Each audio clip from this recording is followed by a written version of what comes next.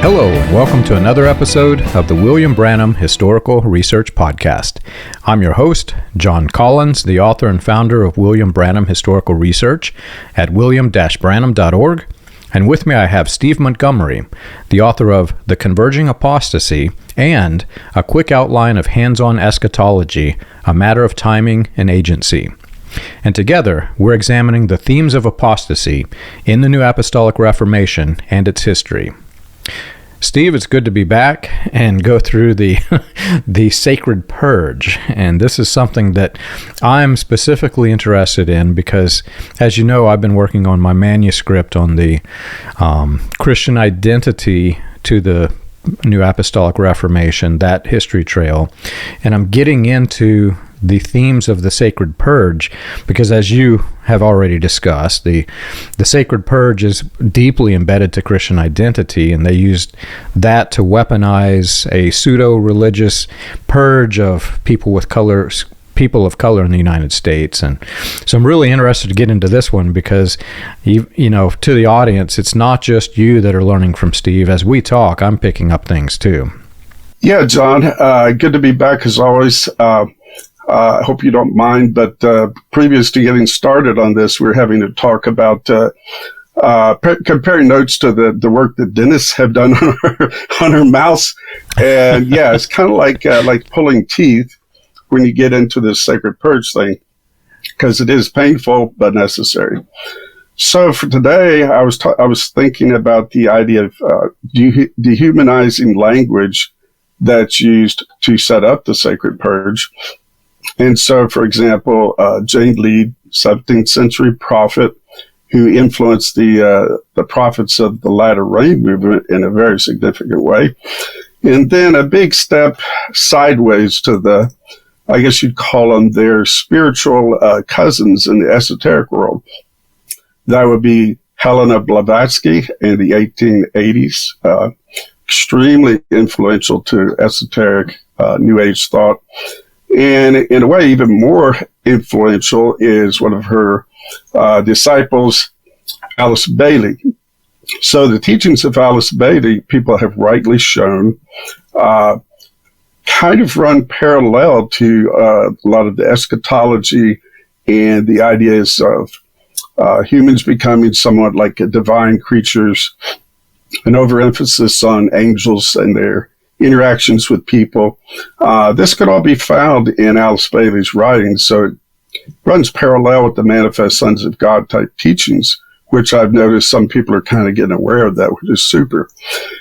Another thing I was going to mention right out from the start here is that the confusion over the books that some people, my books, some people have been noticing, trying to get in them on Amazon, that's been cleared up. So smooth sailing, knock on wood and all that stuff. Something happened last night. It's like this NAR thing it's like whack-a-mole. It keeps popping up everywhere in unexpected places. I happened to be watching one of the late night interview comedy type programs last night. And lo and behold, the host mentions Dutch Sheets, who's one of the NAR prophets. Now, he was making all kinds of fun with his name and, you know, taunting and teasing with that. But his real point was to bring up the idea of the pine tree flags that were present at the January 6th insurrection, and the fact that these flags are indicating support of the Stop the Steal ideas. They're also present at the Supreme Court Justice's Justice Alito's house. So it's kind of thought-provoking, to say the least.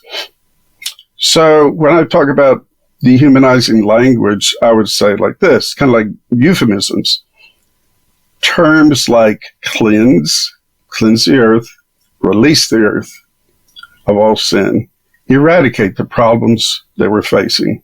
Those kind of phrases and terms are used for what is essentially murder, kill, and assassinate. So it kind of comes with a different ring to it. It's kind of like thinking oh, this thing is $9.99. Well, it's technically more than $10. Just another way to put it in words more acceptable. And it's interesting that dehumanizing loaded language, it really makes life cheapened, even if events of violence are carried out or not.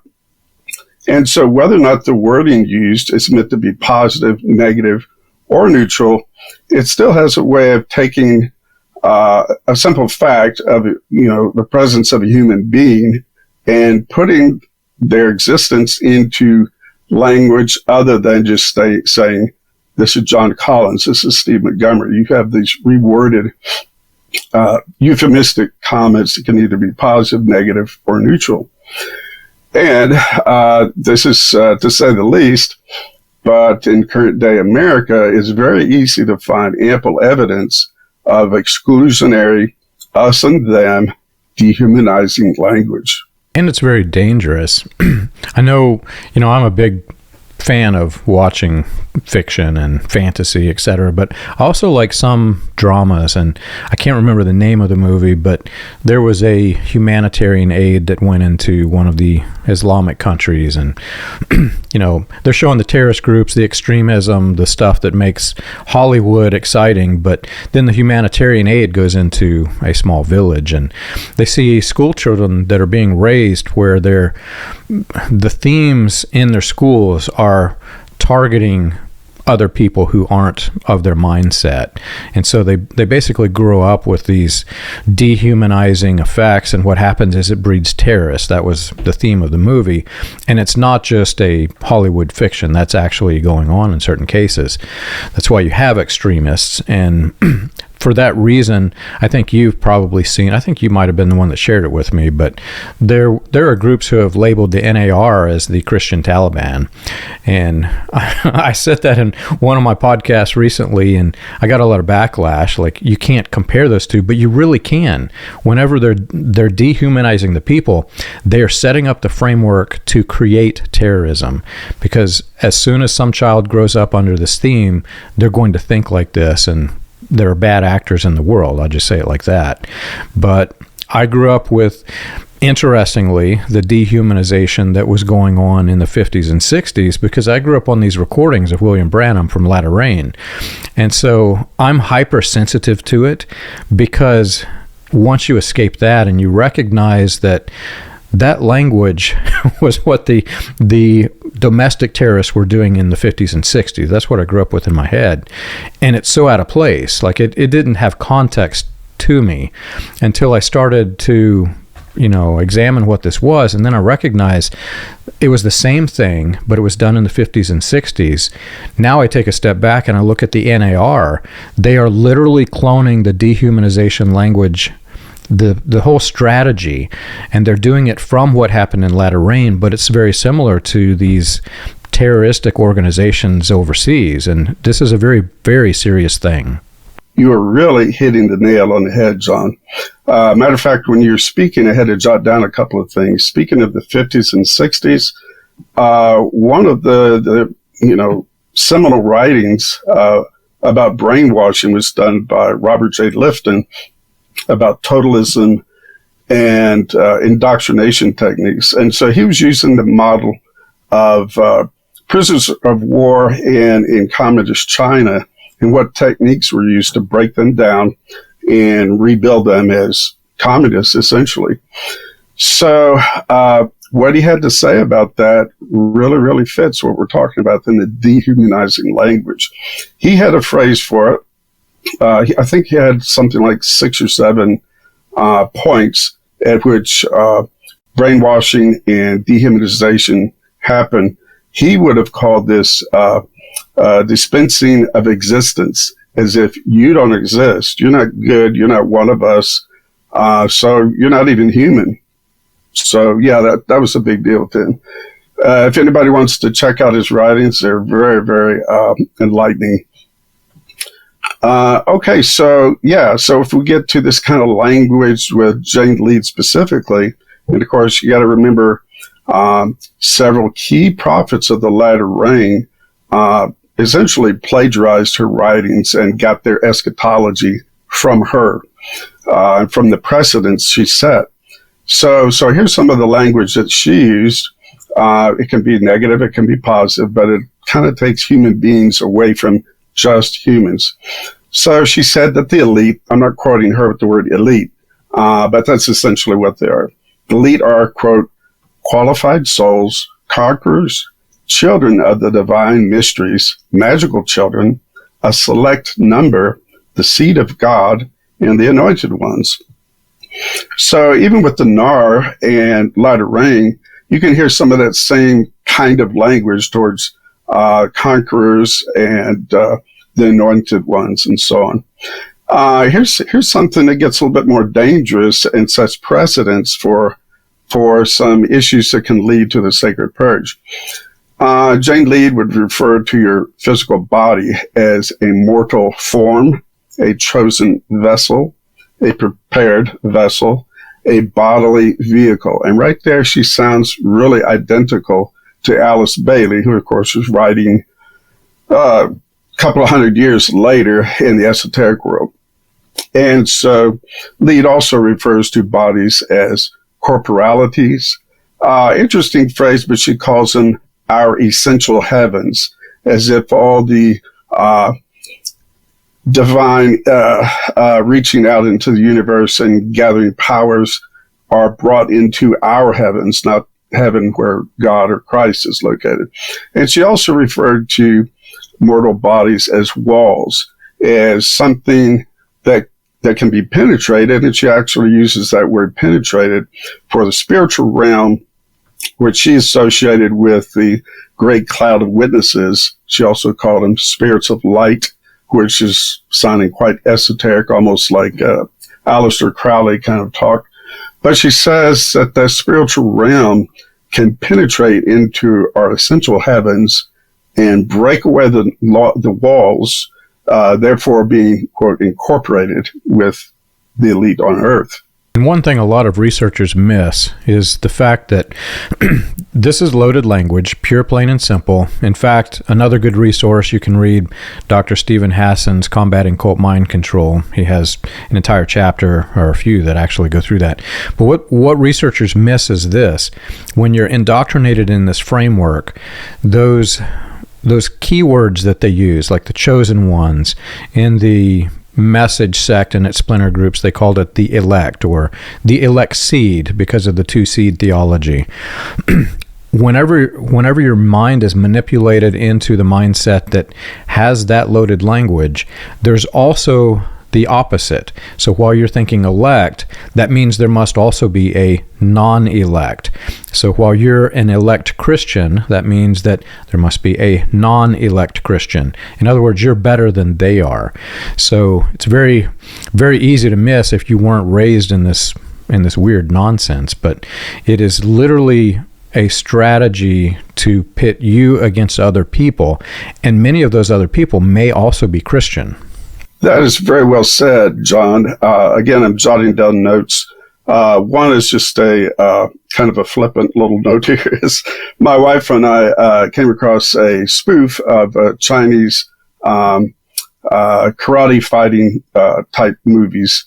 It's called Kung Pao, and the leading character is he's really wacky, but he's the chosen, and he has this odd thing that indicates he's the chosen. When he sticks out his tongue has a tongue which speaks. So it's really wacky. But yeah, that's fascinating what you're talking about there, John. One of my favorites is Zatoichi, the blind samurai. I don't know if you've seen this, but this blind man with a sword, he'll go into a bar in Japan, and then suddenly everybody's, they're all purged out of the bar. But it's amazing when you think of, that is science fiction, and I'm entertained by it. But when you think these Christian ministers are trying to paint those similar scenes in your head, and then tell you that in the future you're going to play out some of this stuff, that's really scary. So here's some examples of dehumanizing language from the Theosophists, and literally she was a Satanist, Helena Blavatsky. This was written around 1888 when she had her quote, the secret doctrine published. So here's what she has to say. And this language, again, it lines up with what John and I are saying about the dehumanizing language, the us and the them. If we are the us and they are the them, well, that even goes back to the language of somebody who influenced Blavatsky, and that is the 2nd century Gnostic Valentinus. The way he put it was he had 3 sets of humans. Very interesting because it kind of aligns with George Warnock's 3 feasts.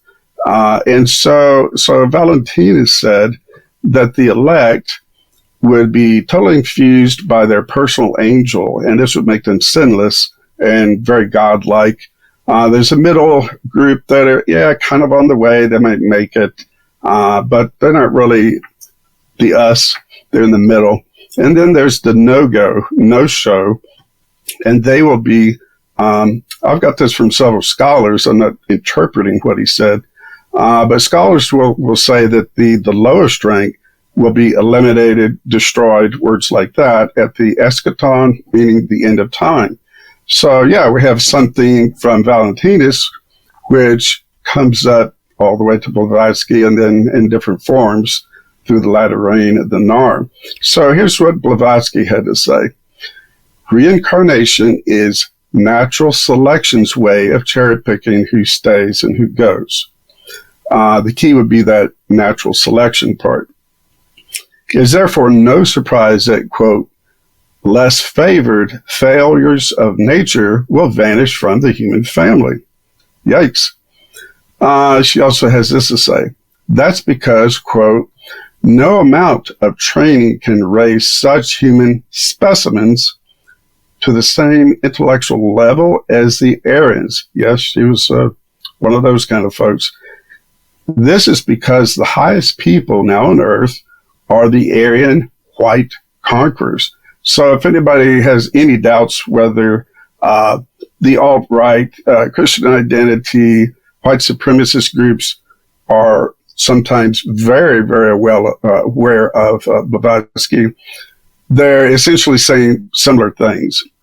And of course, she was totally esoteric, but that's also why you have people like Wesley Swift, who just like a sponge soaking up stuff from Manifest Sons of God lettering and from esoteric sources of inspiration.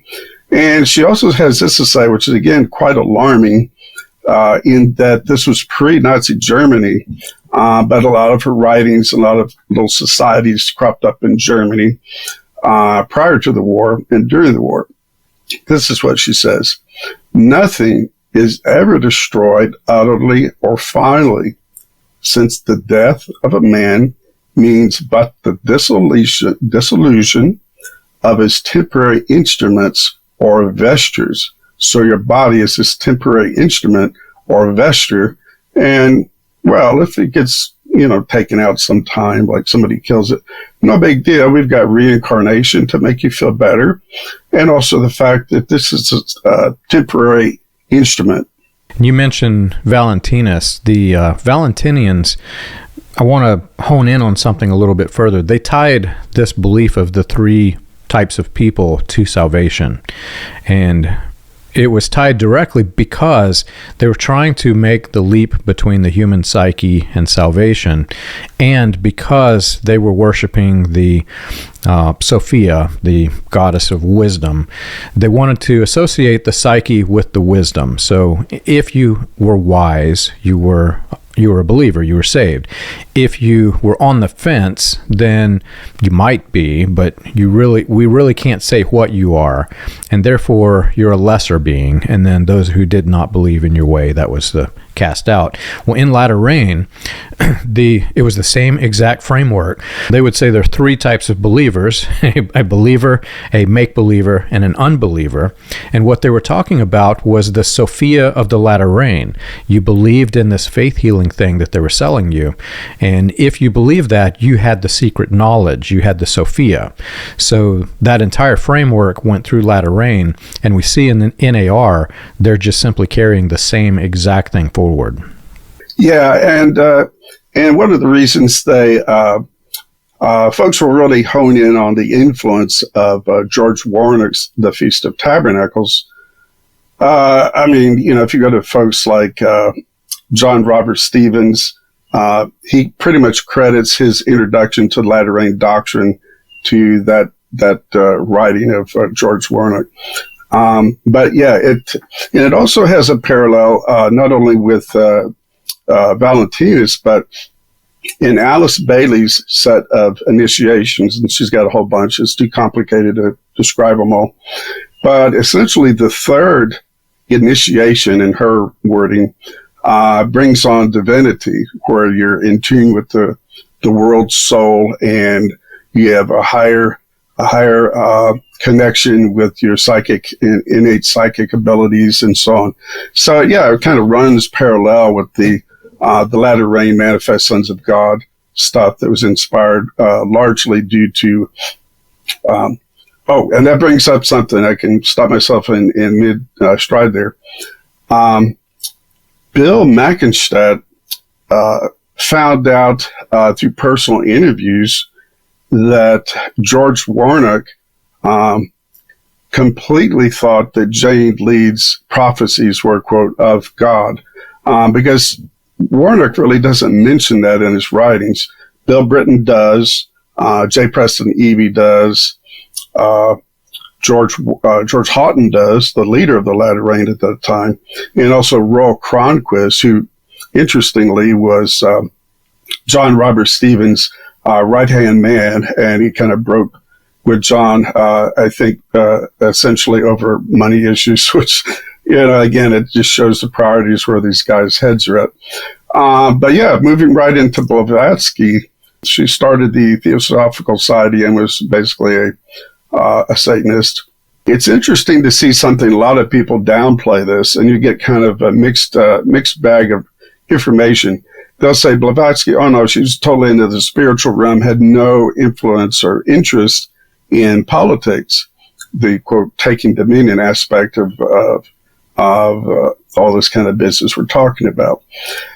But although she claims she didn't, the aftermath was political, and it really follows what you were saying, John, of the us and them, because Blavatsky had the idea and promoted this idea of we are it, we are the ones who have this higher form of knowledge, then yeah, there was an us and a them.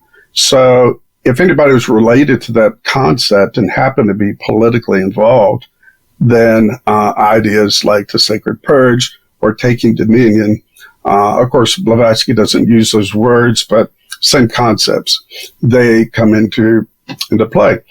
So I have here is a little title for this next part. Blavatsky's influence helped to create India's current day Hindu nationalism.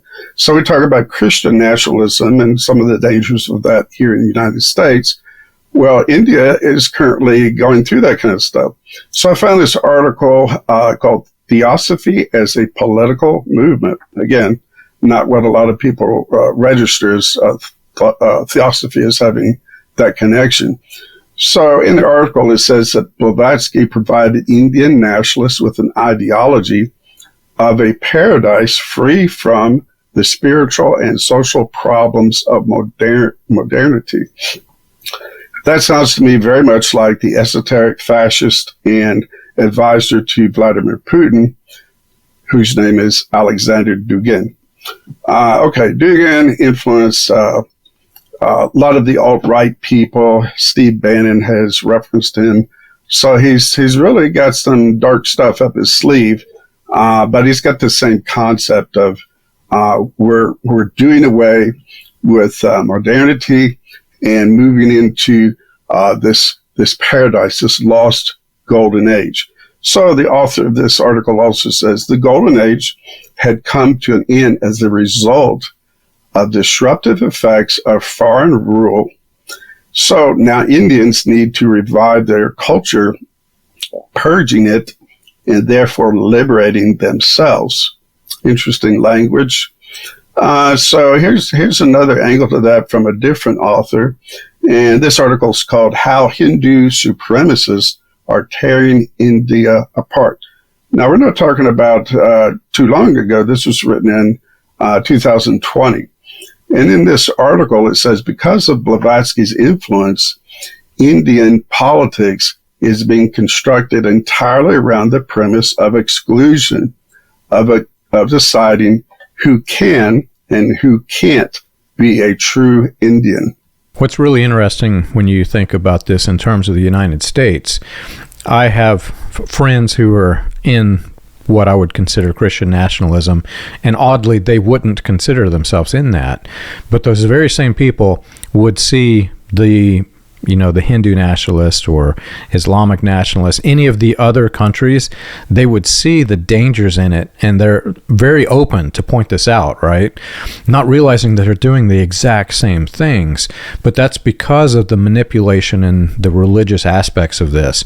They're manipulated to think that it is good, it is Christian to be a Christian nationalist, and to break down the barriers that separate church and state because of dominionism. We as Christians, according to that philosophy, we need to take dominion over those who aren't Christian, and even some who are Christian who don't agree with our worldview. And that's the whole framework for this. And the irony is just, it blows your mind when you think about it, but having escaped a mind control cult, then you start to see the aspects of mind control in all of this, because they don't even see that they're doing this thing. That, for me, is another thing that's really scary about this. Have you ever wondered how the Pentecostal movement started, or how the progression of modern Pentecostalism transitioned through the latter rain, charismatic, and other fringe movements into the New Apostolic Reformation? You can learn this and more on William Branham Historical Research's website, william-branham.org. On the books page of the website, you can find the compiled research of John Collins, Charles Paisley, Stephen Montgomery, John McKinnon, and others, with links to the paper, audio, and digital versions of each book. You can also find resources and documentation on various people and topics related to those movements. If you want to contribute to the cause, you can support the podcast by clicking the Contribute button at the top. And as always, be sure to like and subscribe to the audio or video version that you're listening to or watching. On behalf of William Branham Historical Research, we want to thank you for your support. Yeah, and that idea of manipulation, what comes to my mind when you mentioned that, John, is the idea of repackaging. Why don't people recognize it's they're in the same thing? There's a new iteration of the same doctrine. So people nowadays, in the NAR, they say, oh, no, we have nothing to do with the latter rain. That was very controversial stuff. Manifest sons of God? No, we don't teach that. But what happens is the terminology is changed, euphemized sometimes. So to me, what I look at it is, an easy example of that would be, quote, taking dominion. NAR folks nowadays try to talk about either the seven mountains or just influencing society, but the way they do it gets the same result. So here's some more about this Blavatsky influenced Indian nationalism. So Narendra Modi is the prime minister of India's right-wing government. So he's a very influential man in India, obviously. One of Modi's officials called Bangladeshi immigrants, quote, termites, who should be picked up one by one and thrown into the Bay of Bengal to drown. I think we've heard terms like that directed towards immigrants here in the United States. And no need to mention where those terms are coming from. But yeah, termites is not a good term. It's not a good term for a human being. And so these extremists that feel this way about immigration, and they're essentially radical folks in India today, they're called Hindutva extremists. This is scary. Those folks who have these concepts like, let's deal with these termites, they have, according to this author, at least 4 million volunteers who swear oaths of allegiance and take part in quasi-military drills. Sounds kind of like the militia guys associated with alt-right and Christian identity today. So here's another article that I found. It's called Alternative Histories. Is that like alternative facts? Yeah, probably. Alternative Histories, Observing Theosophical Truths in Hindu Nationalisms. So it gives us this insight. It says that through Blavatsky's influence, India's restoration of identity includes the concept of Aryan ancestry, which became a tool of right-wing nationalism. Well, there's a lot to unpack there, and so many parallels to what we see happening in the United States, not only with Christian identity, but obviously with the NAR. Indians, therefore, have a clear choice. Okay, there's that us and them. You're either right or you're wrong. They can either swear allegiance to the Hindutvas, or they can retain their beliefs, thereby making themselves fit for destruction.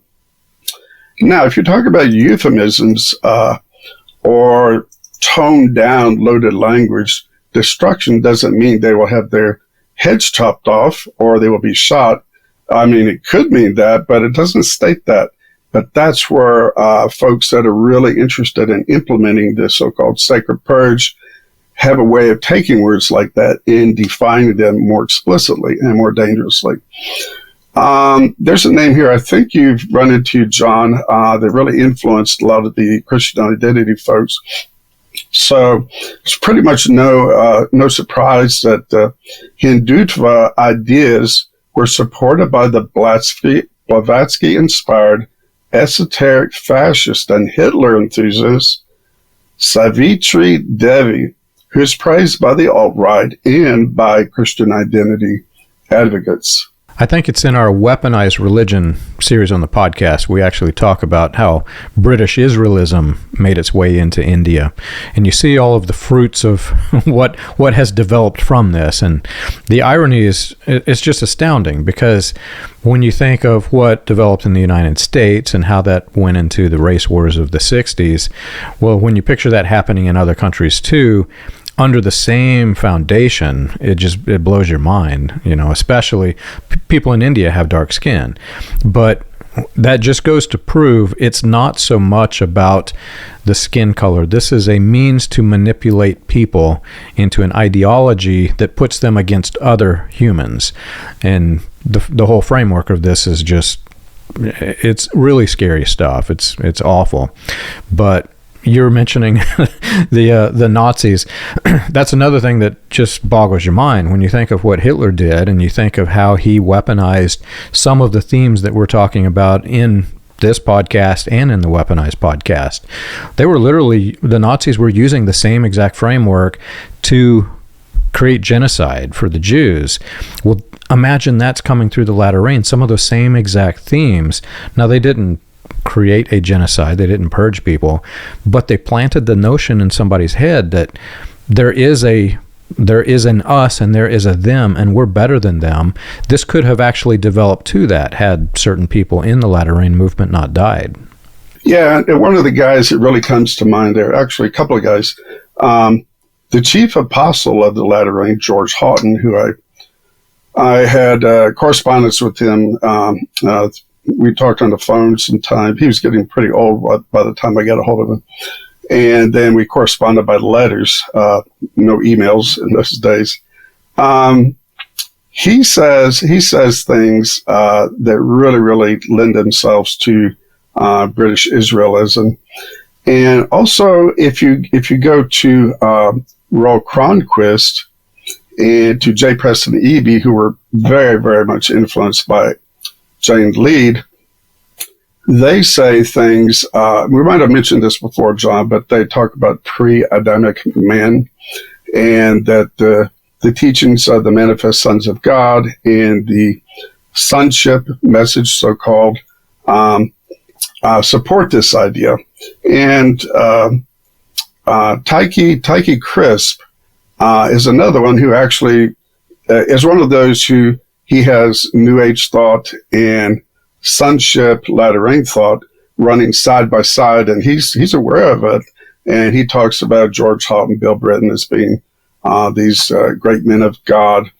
And he also talks about that many people in the sonship message are advocating something along the lines of pre-Adamic man was kind of a lower form, a specimen of humanity, as Blavatsky would have said. And then you've got the us, which is those who will be Christed, become manifest as the sons of God. So we can take this to the next level, which is more recent. And this is dehumanizing language from the New Age author and Luciferian. And yes, it's very clear in her writings. She thinks Lucifer's the dude and Jesus is kind of secondary. And that would be Alice Bailey. So a couple of things, disclaimers about that is some people feel that if you use the word New Age, you're kind of like a conspiracy theorist. Well, Alice Bailey used that word quite a bit, and she was the one that said we must work for the New Age and the reappearance of the Christ. And she literally said world government, theocracy, and so on. So it's kind of enlightening to think that her writings came between 1919 and 1949. And she was, like Blavatsky, an anti-Semite. So you can see that the esoteric world is again supporting concepts, which you can trace all the way back to Valentinus, that would lead to not only an us and them, but would define them as non-believers, but also specifically as Jews. So here's some of her dehumanizing loaded language. She says that our bodies are human mechanisms, bodily forms, and vehicles of expression. One of my wife's least favorite Beatles songs is Baby, You Can Drive My Car. So it looks like a vehicle of expression. Is that all I am? I mean, if so, then my wife is probably going to have to talk to me about changing that. So, and this is something that Bailey's trying to take on this, a different form of language to make her sound high and mighty. You'll recognize the terminology here, John. She says, how oft have I told you that all is energy, and there is naught else? Okay, so if all is energy and you're just a bodily form, you can kind of put two and two together, and you'll see that she does shortly here. But this is what happens when people do research and they only get that much. They'll say, that could be bad, but wait, if you keep on reading, Bailey will fill in the gaps and make those vague terms more explicit. She says, or I'll show you where the quote is. Therefore, those who resist the establishment of the New Age will be, quote, occultly withdrawn, aka abstracted. So, John, I know we're talking about dentist issues, but I don't know if you've ever had a tooth abstracted, but it sounds painful. And so here's another one she says. They will have their vibrations stepped up to better things, even if their physical vehicles are destroyed in the process. That's a direct quote. Okay, it's sounding more and more ugly as we go here. This is because occult law is destructive as well as constructive. Not to go deeply into it, but that's straight up Bill Britton, latter rain talk. The day of the Lord is destructive and constructive. That would be the way Bill Britton would put that one. Bailey says, so another surgical operation, one other than World War II, may be necessary. That sounds pretty ominous to me. And so she says, when a physical form proves inadequate, it is no disaster when that form has to go. Well, I would be worried about who's deciding when and if it has to go. At the appointed time, the soul will know that it's time to withdraw from their bodily form. That's because the service of the form will no longer be required, so it must be discarded. Well, if you've read any more current, this is like I said, up to about 1949. If you've read any more current New Age writings, they do talk about this need for Mother Earth to have a cleansing operation that will allow bodies that have kind of served their purpose to be withdrawn. Now, Bailey actually says that Christianity's failure is their connection to Judaism and Jehovah. So it sounds like we're kind of in the target of those who must be discarded. According to the fulfillment, this is pretty odd from Bailey, according to the fulfillment of the ancient prophecy, she doesn't say what it is, there has been an attempt to destroy the Aryan race. I've heard Wesley Swift say that, and so all I have to say to that is, say what? An attempt to destroy the Aryan race? What the heck is she talking about? And so my only thought here is, can it get any worse than this? I'm trying to picture somebody who has never experienced any of this, listening to the things that we've just said. I can't believe that we're hearing vibrations and angels and purges in a Christian conversation. But to those of us who were raised in this all sounds spiritual. It sounds Christian, because they manipulated our heads to think that we need to look for angels and demons, and we need to look for vibrations. And they had, like, you've seen the videos, the vibrating hand. This is how I know that you have this disease. Or one of the tricks I recently was talking about was, before the vibrating hand, I don't know if you knew this, but there was the purple hand. And what they did, the faith healers would put a rock under their underarm, and they would squeeze real tight so it cuts off the circulation and flow, and their hand would turn purple.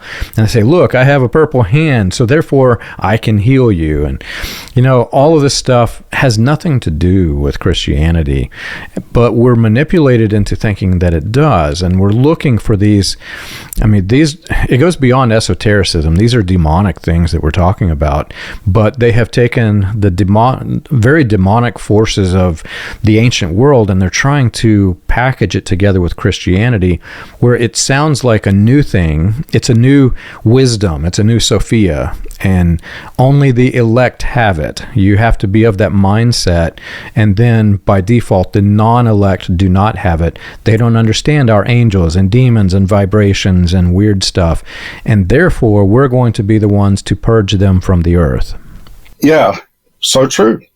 And so to answer my rhetorical question, I'd say, yes, it does get worse.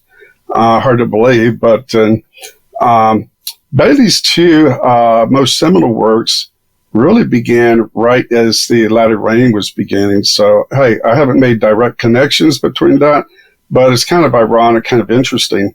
One was the externalization of the hierarchy, 1948. That one, externalization, is essentially saying there's a spiritual hierarchy, and in the Bible, they might, it'd be referenced to powers and principalities. The Apostle Paul is writing about, essentially, as you said, demonic forces. So what Bailey's talking about is, similar to Crowley, is a portal is to be opened, and these beings are going to come down. And as Ruth Montgomery, thankfully no relation, Ruth Montgomery was a disciple of Bailey. She said that there would be, quote, walk-ins. Those are people who turn over their bodies to these folks from the hierarchy, these highly evolved beings, and then they will help to inaugurate the new age. And so Bailey's in this 1948 work, and also she had another one, the Reappearance of the Christ. That was 1947. I have heard Wesley Swift in a message. He calls it, I think it's something about do the Gnostic gospel support the message of identity? Well, they're pretty similar. So Bailey has this to say. I know I'm putting a lot of parenthetical thoughts into this, but Bailey says something here that the Jane-influenced J. Preston Eby also says. is quite disturbing. She says that there were great and outstanding personalities. Okay.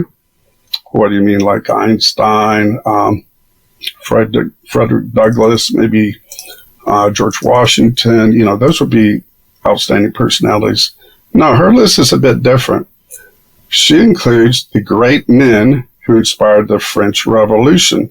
So, John, you like history? You ever read about Robespierre and his guillotines? He kept those guillotines quite busy. Okay, the second person she mentioned is Mussolini, the regenerator of his people. Wow. Third person, Hitler, who lifted a distressed people upon his shoulders. That is pretty bizarre. 4, Lenin, the idealist. And 5, the dictators, Stalin and Franco. She says that all of these men were expressions that even is not personal. She's calling them an expression. They're expressions of certain little understood energies. That sounds kind of complimentary. They're highly developed personalities, agents of destiny, and destroyers of what must be destroyed. And so, likewise, those who are not sufficiently developed in their spiritual journey, and this is where you were talking about, John, the us and them, those who are not sufficiently developed will be sent to their next life in a global cleansing action. And there you have a trail of really bad people. And again, how is this related to the NAR? How is it related to Christianity? Well, in the Latter Rain movement, many of those same people were in the same trails. I grew up listening to sermons. I don't know if I've told you this or not before. You may have heard it, but I grew up listening to sermons where, the painting of Jesus knocking at the heart's door, that it's in several Christian homes. Well, I grew up with sermons talking about when Hitler knocks at the door, how special that would be.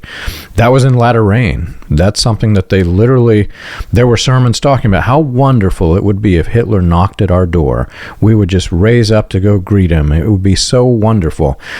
And, because you're so manipulated, I knew Hitler was a bad guy, but you're so manipulated, you're like, oh, wow, that is such a great sermon about Hitler knocking at the heart's door.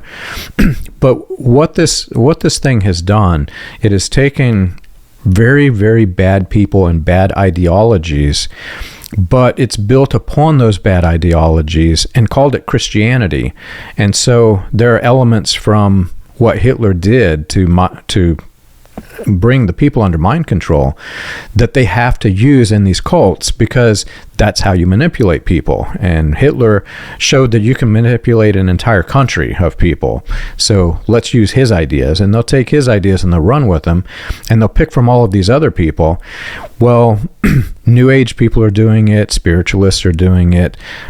Interestingly, that we have Christians today who are doing it. They're doing the same thing, and it has no place in the world, let alone in Christianity. Yeah, and that's pretty much fitting what I have the title of my book, Converging. The Converging Apostasy is the lines between those who have these seminal foundational New Age writings like Blavatsky and Bailey and Ruth Montgomery. Those folks, their ideas are becoming closer and closer.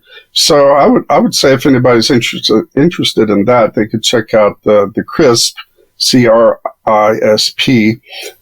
They're Good Seeds publications, because they go into this kind of stuff for quite a bit and connect. They notice the similarities between New Age and Latter Rainish kind of ideas. I just have to say this, that Alice Bailey likes to talk about death a lot. So here's a few quotes, and this will fill out the gap between those instances of dehumanizing language and what do you do about that? Where does that go? Well, an example, you can find that, again, with the Hitler connection, totally into the Latter Rain Manifest Sons of God doctrines and into George Warnock's the Feast of Tabernacles, that would be John Robert Stevens. There's a really excellent documentary, if any of the viewers would like to see. It's called Vain Glory. And that's about John Robert Stevens' cult called The Walk. And I talked to one of the authors of that script, one of the guys, producers who put that together. And he told me very plainly that there were elders in John Robert Stevens' group, his latter-rain group, that said they were going to collect guns to finish the job that Hitler started. And actually, the person I mentioned earlier, Savitri, she her pro-Hitler thoughts run really deep. So that's something you could probably even Google that and get it off of Wikipedia.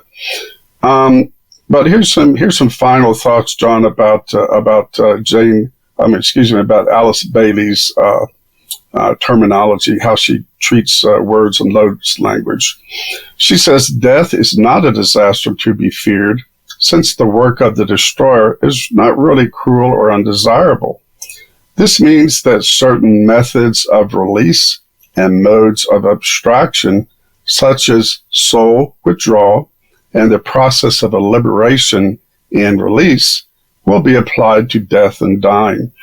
That is just loaded to the brim with everything other than saying assassinate, kill, murder. But it's all there if you put it into context of your other ideas. As a matter of fact, there is no death, only freedom from the handicaps of the fleshly vehicle. Interesting. So the problem of accepting euthanasia will not exist when continuity of consciousness negates death. There's no death. So, hey, if we decide you need to be euthanized because you're no longer of any use to the New Age or the Kingdom of God, then we can euthanize you, and then you'll be gone. It won't be a problem. And she actually referred to the problem as germs on that are infecting Mother Earth that must be cured and eliminated. Okay, so she says, after all, the worst death of all is if the old order never alters.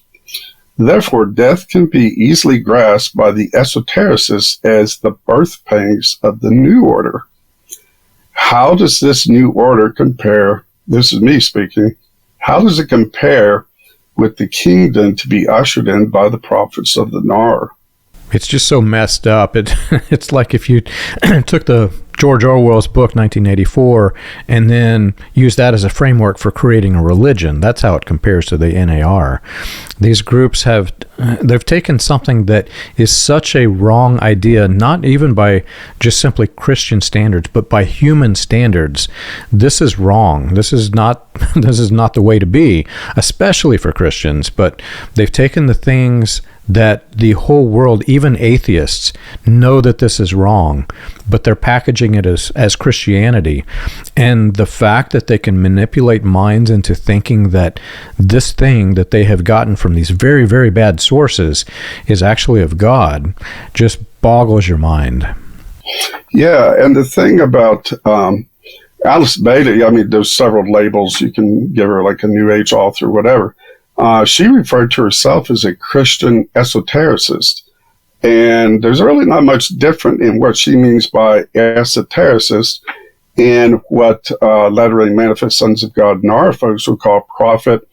Or I think it's interesting, John, you may have seen this term, seer, S-E-E-R. Oh, yeah. We've got seers. The prophets are actually seers. That sounds like something from the pagan world just to my ears. Yeah, one of the eye-opening things for me after I left this type of movement and I started just simply reading the Bible cover to cover over and over again. I did it like 10 to 15 times. Biggest most interesting thing for me is the perception of what they called a seer or a prophet, because they want you to think it's more like a fortune teller. This is a guy who can predict futures. That is what they call a prophet. It is a guy who is predicting a future.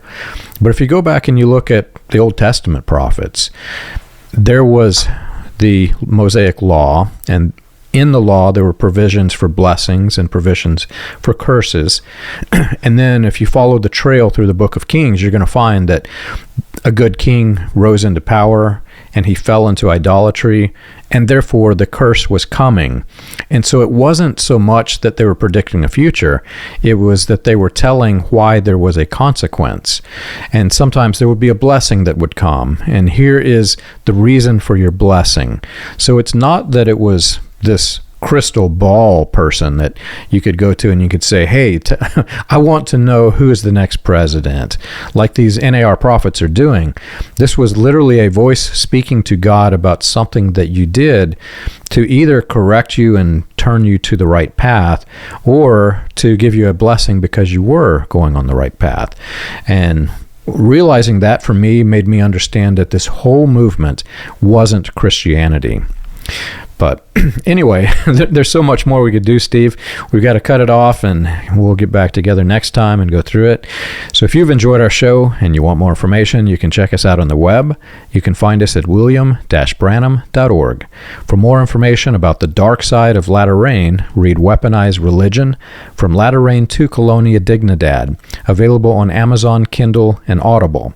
For more about the Converging Apostasy, you can read the book called The Converging Apostasy. And you can also read the book, A Quick Outline of Hands-on Eschatology, A Matter of Timing and Agency.